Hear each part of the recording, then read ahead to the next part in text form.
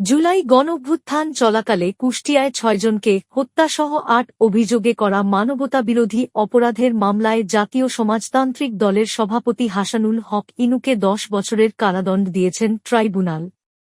এ সময় কাঠগড়ায় হাজির ছিলেন তিনি। মঙ্গলবার ৩০ জুন দুপুর ২টা ৩০ মিনিটের দিকে আন্তর্জাতিক অপরাধ ট্রাইব্যুনাল ২ এর চেয়ারম্যান বিচারপতি নজরুল ইসলাম চৌধুরীর নেতৃত্বাধীন ৩ সদস্যের বিচারিক প্যানেল এ আদেশ দেন। প্যানেলের অপর সদস্যরা হলেন বিচারক মো. মঞ্জুরুল বাছিদ ও বিচারক নূর মোহাম্মদ শাহরিয়ার কবির। এদিন দুপুর ১টা ৪২ মিনিটে মামলার একমাত্র আসামি ইনুকে হাজতখানা থেকে ট্রাইব্যুনালের এজলাস কক্ষে থাকা কাঠগড়ায় তোলা হয়।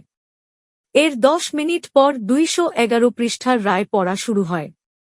ইনুর বিরুদ্ধে আনা ৮টি অভিযোগ পড়েন ট্রাইব্যুনাল ২ এর দ্বিতীয় সদস্য বিচারক শাহরিয়ার কবির।